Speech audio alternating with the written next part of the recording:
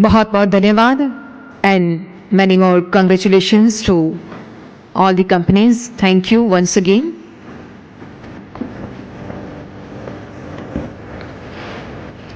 धन्यवाद माननीय मंत्री महोदय। आज हमारे लिए अत्यंत गौरव का विषय है कि देश के वाणिज्य एवं उद्योग विभाग की बागडोर संभाल रहे माननीय केंद्रीय मंत्री श्रीमान पीयूष गोयल जी आज यहां पर उपस्थित है। अपने दीर्घकालीन अनुभव, ज्ञान एवं संकल्प शक्ति से देश के वाणिज्य एवं उद्योगों की प्रगति से भारतीय अर्थव्यवस्था को मजबूत बनाने में अपना महत्वपूर्ण योगदान देने वाले माननीय केंद्रीय मंत्री श्री पीयूष गोयल जी को सादर अनुरोध करते हैं, आपके बहुमूल्य मार्गदर्शन के लिए पधारें।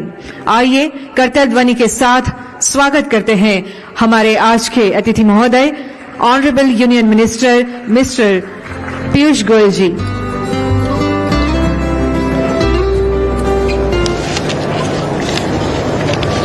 हम सबके बीच उपस्थित राज्य मंत्री जयराम भाई, हसमुख आडिया जी, सम्मान्य मंच और सभी कच्छ और सौराष्ट्र की रीजनल कॉन्फ्रेंस में पधारे हुए उद्यमी, उद्योग जगत से जुड़े हुए, एमएसएमई के साथ जुड़े हुए मित्रों, भाइयों और बहनों, केम छो? क्रिकेट में 14 तारीखे जीतवानुं छे राजकोट में।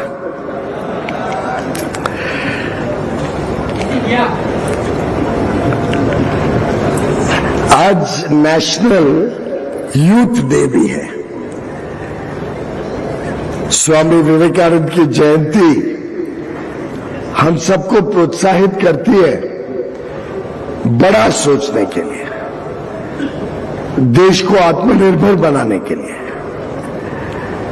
हमने स्कूल में सभी ने पढ़ा था, उनका बहुत ही प्रसिद्ध हुआ था ऐसा वाक्य, arise, awake and rest not till the goal is achieved. मुझे याद है हमने बहुत छोटी उम्र में सभी को ये प्रेरणादायक शब्द बताए जाते थे। और एक प्रकार से हमारी एमएसएमई सेक्टर की जो कहानी है, जिस प्रकार से एमएसएमई ने देश को, देश की अर्थव्यवस्था को, देश के विकास यात्रा को बल दिया है, गति दी है, जिस प्रकार से कई बार बड़ी कठिन परिस्थितियों में भी हमारा एमएसएमई तटस्थ खड़ा रहता है।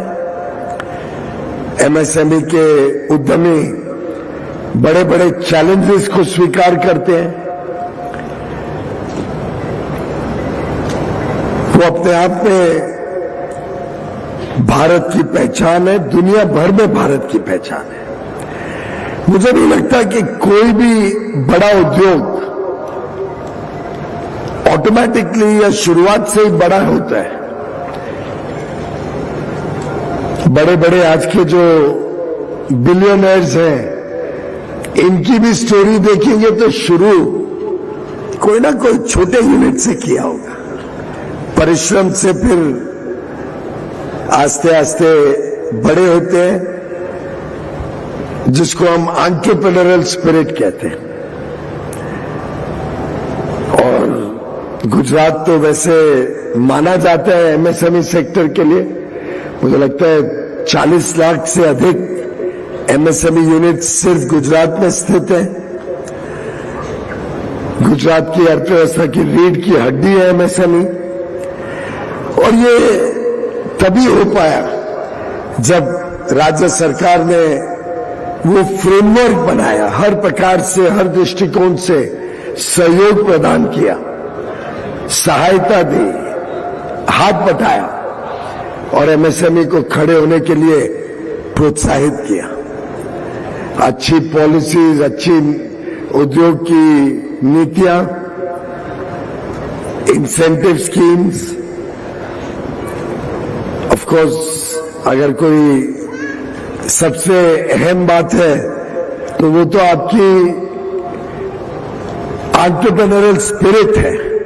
गुजरात का व्यक्ति देश और दुनिया मानता है कि बेसिकली उनके खून में बिजनेस घुसा हुआ है, उनके खून में मेहनत करके व्यापार घुसा हुआ है। और जिस प्रकार से प्रधानमंत्री नरेंद्र मोदी जी ने उद्योग जगत को, वाणिज्य के क्षेत्र को आगे बढ़ाने की सोच के साथ नई नई नीतियां, नई नई कार्यक्रम, योजनाएं तैयार किए, जिस प्रकार से आज पूरे देश में ईज ऑफ डूइंग बिजनेस के पीछे केंद्र सरकार भी लगी हुई है, राज्य सरकारें भी लगी हुई हैं। कंप्लायंस बर्डन कम करना, पॉलिसी सिंप्लीफाई करना, प्रोसेस और प्रोसीजर को सरल भी करना, ऑनलाइन भी करना, पारदर्शी भी बनाना, जनता पे, उद्योग पे विश्वास करना। हमने केंद्र में जन विश्वास बिल पेश किया, लागू किया। एक साथ 183 अलग अलग कानून के प्रावधान जो व्यक्ति को जेल में डाल सकते थे, उसके बदले उनको फाइन या पेनल्टी में कन्वर्ट किया। वैसे गुजरात में भी जन विश्वास बिल बनाया है और गुजरात के जन विश्वास बिल का तो बड़ा व्यापक प्रभाव है। 500 से अधिक आपने सेक्शंस को डिक्रिमिनलाइज किया। और ये जो सोच है नरेंद्र मोदी जी की, माननीय प्रधानमंत्री जी की, कि कैसे बिजनेस को सरकारी तंत्र से, अफसरशाही से मुक्त करना, कैसे एंटरप्रेन्योर को, उद्यमी को पूरी छूट देना कि वो अपना समय, अपनी मेहनत व्यापार को बढ़ाने में, उद्योग को बढ़ाने में लगाए। और इसका मूल अगर कोई प्रिंसिपल है तो वो है ट्रस्ट। प्रधानमंत्री मोदी जी आपको ट्रस्ट करते हैं, आप पर विश्वास करते हैं, क्योंकि आप भी प्रधानमंत्री मोदी जी पर विश्वास करते हैं, उनको आशीर्वाद देते हैं। मित्रों, वाइब्रेंट गुजरात 2003 में मुख्यमंत्री के नाते प्रधानमंत्री जी ने शुरू किया था। आज तो वैसे हर प्रदेश उस मॉडल को कॉपी करता है। आज देश भर में हर जगह स्पर्धा लगी हुई है निवेश को अट्रैक्ट करने के लिए। ये पहला प्रयोग माननीय प्रधानमंत्री जी के मार्गदर्शन में गुजरात ने किया है रीजनल कॉन्फ्रेंसेस का। महसाना में पहली हुई थी, अब कच्छ और सौराष्ट्र की यहां पे हो रही है। ये अपने आप में दर्शाता है प्रधानमंत्री जी बैलेंस्ड रीजनल डेवलपमेंट को कितनी अहमियत देते हैं। और एक प्रकार से स्पर्धा भी क्रिएट होती है। गुजरात के हर रीजन के बीच में अगर स्पर्धा होगी तो स्वाभाविक है अफसर हो, मंत्री हो, सबको और रिस्पॉन्सिव होना पड़ेगा, आपके समस्याओं का समाधान करना पड़ेगा, नए लोगों को यहां अट्रैक्ट करना पड़ेगा, नीतियां उस हिसाब से बनानी पड़ेंगी, इंफ्रास्ट्रक्चर उस हिसाब से अलग अलग क्षेत्र में क्रिएट होगा। और एक और सेशन होने वाला है यहाँ के इंफ्रास्ट्रक्चर प्लान्स का। तो मुझे बताया गया कि अब से लेके अमृतकाल के 22 वर्षों में, जब 2047 में हम विकसित भारत देखना चाहते हैं, तो उसके साथ साथ विकसित गुजरात बनाने के लिए 60 लाख करोड़ का, 60 लाख करोड़ का इंफ्रास्ट्रक्चर प्लान भी गुजरात ने बनाया है। और हम सब जानते हैं कि देश की प्रगति का आकलन करना हो, उसको और गति देनी हो और उसको सुनिश्चित करना हो, तो विकास और अर्थव्यवस्था आगे बढ़ाने के लिए इंफ्रास्ट्रक्चर बहुत जरूरी है। जब तक देश में अच्छा इंफ्रास्ट्रक्चर नहीं होगा, अच्छी यूटिलिटीज नहीं होंगी, तब तक कोई भी देश विकसित नहीं बन सकता। हमने देखा है कि माननीय प्रधानमंत्री जी ने जितना बल पहले गुजरात में मुख्यमंत्री के नाते इंफ्रास्ट्रक्चर पे दिया, 24 घंटे हर एक को बिजली मिले, हर कारखाने में, हर घर में बिजली पहुंचे, हर खेत में बिजली पहुंचे, सुरक्षित 24 घंटे बिजली मिले, नवीकरणीय ऊर्जा को उन्होंने बल दिया, इंडस्ट्रियल पॉलिसीज ऐसी बनाई कि दुनिया भर का निवेश गुजरात की तरफ आकर्षित हुआ।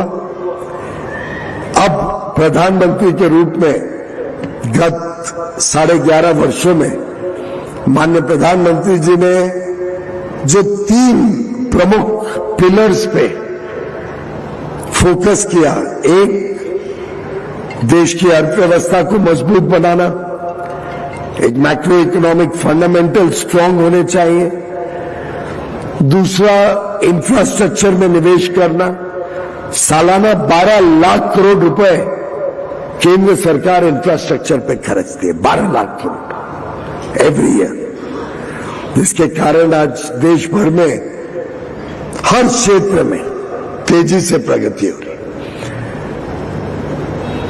और तीसरा, समावेशी विकास, वेलफेयर स्कीम्स ऐसे जो देश में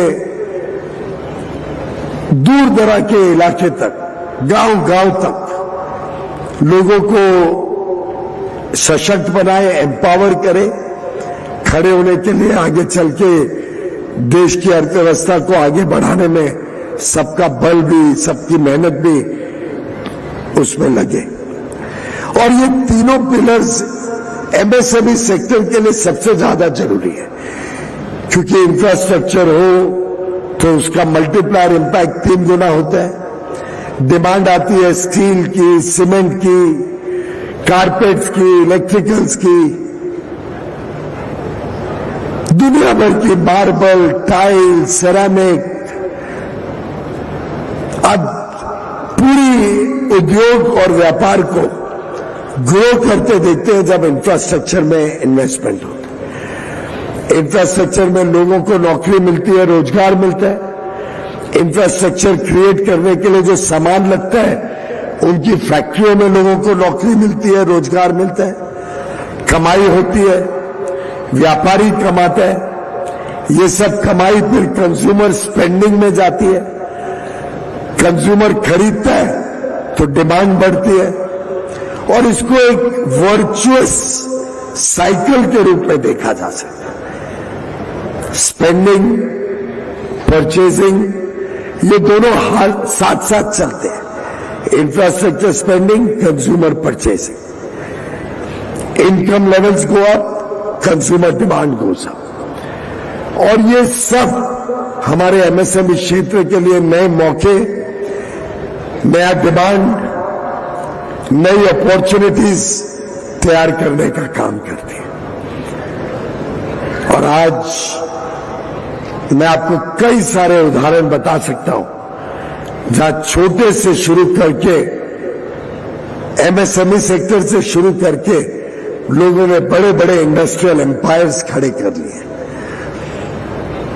आपके गुजरात के दोनों सपूत जो विश्व भर में भारत का नाम रोशन करते हैं, भारत के अर्थव्यवस्था में बड़ी योगदान देते हैं, दोनों की अगर हिस्ट्री देखें, चाहे वो रिलायंस ग्रुप हो, चाहे अडानी ग्रुप हो, ये दोनों ने एमएसएमई से शुरू किया, पर मेहनत करते रहे। उनको विश्वास था भारत की ताकत में। भारत की 50 वर्ष हो गए, अडानी ग्रुप को शुरू हुए लगभग 50 वर्ष हो गए, पर एक कैसे स्मॉल स्केल इंडस्ट्री बढ़ के एक $multi billion ग्रुप बन सकता है, उसका ये उदाहरण है।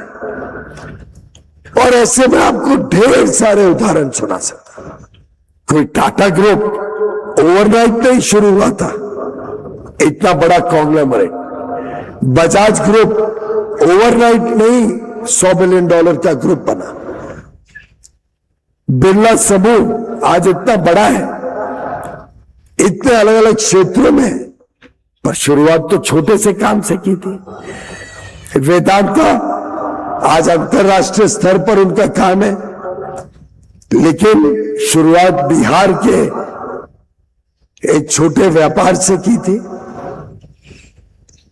और ये कहानी आपको बहुत सारे क्षेत्र में, बहुत सारे उद्यमियों की गाथा अगर हम देखेंगे तो कैसे छोटे बीज बो के मेहनत से, परिश्रम से, अच्छी अपॉर्चुनिटीज का आकलन लगा के ये सब उद्योग बड़े हुए। और मुझे पूरा विश्वास है राजकोट की इंजीनियरिंग इंडस्ट्रीज, राजकोट की एमएसएमईज, राजकोट में बनाए हुए अलग अलग पदार्थ जो ऑटोमोबाइल्स में जाते हैं, मशीनरी में जाते हैं, ये सब आज के एमएसएमईज भविष्य का बड़ा उद्योग है। और मुझे आप सबको बताते हुए खुशी होती है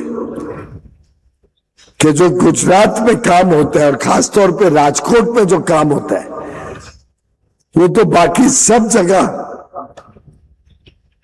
उसकी डिमांड भी है। एक उदाहरण के रूप में कोर्ट होता है।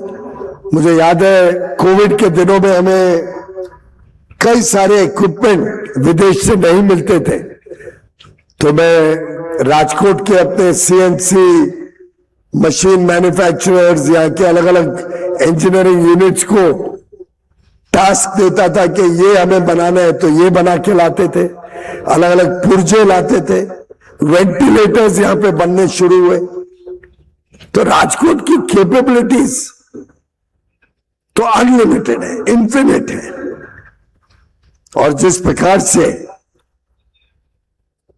अब एक सहूलियत मिलती है कि हम उद्योग को और तेजी से आगे बढ़ाएं, मुझे पूरा विश्वास है कि एमएसएमई सेक्टर देश की तो इंजन ऑफ ग्रोथ है ही, लेकिन गुजरात की इंजन ऑफ ग्रोथ के नाते गुजरात की अर्थव्यवस्था को और तेज गति से आगे बढ़ाएगा। हम सब आपके साथ हैं, चाहे केंद्र सरकार हो चाहे राज्य सरकार हो। एमएसएमई क्लस्टर्स को, एमएसएमईज के लिए इंसेंटिव स्कीम्स और पॉलिसी लिबरलाइजेशन, सिंप्लीफिकेशन के माध्यम से अंतर्राष्ट्रीय स्तर पर फ्री ट्रेड एग्रीमेंट्स करके, विशेषकर डेवलप्ड इकोनॉमीज के साथ मोदी जी के नेतृत्व में यूके के साथ एफटीए हुआ, New Zealand, Australia, UAE, Oman, Mauritius, EFTA के 4 देशों का समूह, लिechtenstein, स्विट्जरलैंड, नॉर्वे, आइसलैंड, आगे चल के और विकसित देशों के साथ चर्चाएं, बातचीत तेजी से चल रही है। यूएसए के साथ बायलैटरल ट्रेड एग्रीमेंट की बात चल रही है। यूरोपियन यूनियन के साथ एक फ्री ट्रेड एग्रीमेंट लगभग फाइनल स्टेजेस पर है। चिली के साथ जहां पे क्रिटिकल मिनरल्स का भंडार है, जो राजकोट में भी जरूरत पड़ेगी आप सबके इंजीनियरिंग इंडस्ट्री में, उसके साथ बातचीत तेजी से आगे बढ़ रही है। खाड़ी के 6 देश, मिडिल ईस्ट के gulf countries, gulf cooperation council GCC चाहती है कि 6 देश मिलके एक फ्री ट्रेड एग्रीमेंट भारत के साथ करना चाहती है। यूरोप और सेंट्रल यूरोप के सब देश, यूरेशिया जिसको कहते हैं, उसके साथ बातचीत शुरू हो चुकी है फ्री ट्रेड एग्रीमेंट की। कहने का तात्पर्य ये, आज पूरा दुनिया भारत की तरफ देख रहे हैं। और मुझे विश्वास है कि गुजरात के, कच्छ, सौराष्ट्र के हमारे एमएसएमई तेजी से प्रगति करेंगे, तेजी से विकास करेंगे, भारत और गुजरात का नाम रोशन करेंगे। हमारी अलग अलग डेलीगेशंस विश्व भर में जाती है एग्जीबिशंस में पार्टिसिपेट करने के लिए, सीईओ फोरम्स के लिए, अलग अलग देशों के साथ व्यापार बढ़ाने के लिए, बातचीत के लिए। मैं आप सबको आमंत्रण करता हूं कि आप भी उन डेलीगेशंस में हमारे साथ जुड़िए। आप भी यहाँ की बनाई हुई चीजों को विश्व में एग्जीबिशंस के माध्यम से पेश करिए। अभी अभी अप्रैल या मई में सेरामिक्स की एक भारत बिल्डकॉन के नाम से बड़ी एग्जीबिशन यशोभूमि में दिल्ली में होने जा रही है। भारत बिल्डकॉन, जब बिल्डिंग मटेरियल्स सेरामिक हो, स्टील हो, सीमेंट हो, इलेक्ट्रिकल, कारपेट, दुनिया भर की चीजें लगती है बिल्डिंग कंस्ट्रक्शन। एक ही एग्जीबिशन में सब कुछ आपको देखने को मिलेगा। ऐसे ही हमने विश्व में अपनी छाप बनानी है, अपने काम को लेके जाना है। सरकार की तरफ से मैं आपको विश्वास दिलाता हूं, हम कोई कमी नहीं छोड़ेंगे। आपके लिए अंतर्राष्ट्रीय बाजार खोलने के लिए, आपको क्रेडिट उपलब्ध कराने के लिए, आपके कारोबार को सरल और सुविधाजनक तरीके से आप चला सके, उसके लिए जो भी हमारी तरफ से हो पाएगा, हमारे से आपकी अपेक्षा है, हम उसमें खरे उतरेंगे। ये मैं विश्वास दिलाने के लिए आपके पास आया हूं। आप सबके भागीदारी से, आप सबके सामूहिक प्रयासों से एमएसएमई सेक्टर गुजरात की अर्थव्यवस्था को नई ऊंचाइयों पे लेके जाएगा। और जैसे जैसे गुजरात विकसित होगा, वैसे वैसे देश आगे बढ़ेगा। आज की हमारी विश्व की 4th लार्जेस्ट इकोनॉमी अगले आने वाले 2-2.5 सालों में 3rd लार्जेस्ट जीडीपी बनेगी और 2047 तक भारत की आज की $4 ट्रिलियन की इकोनॉमी कम से कम $30 ट्रिलियन की इकोनॉमी, यानी 8 गुना बड़ी भारत की अर्थव्यवस्था बनेगी। उसमें गुजरात के एमएसएमई का बड़ा योगदान होगा। इस विश्वास के साथ मैं आप सबको उत्तरायण और मकर संक्रांति की ढेर सारी शुभकामनाएं देके अपनी वाणी को विराम देता हूं। बहुत बहुत धन्यवाद। नमस्कार। बहुत बहुत धन्यवाद माननीय केंद्रीय मंत्री जी, आपके इन ऊर्जावान शब्दों के लिए। आपकी उपस्थिति और आपके मार्गदर्शन से हमें एक नई प्रेरणा मिली है। क्षेत्रीय विकास और सहयोग के प्रति आपकी प्रतिबद्धता हम सबके लिए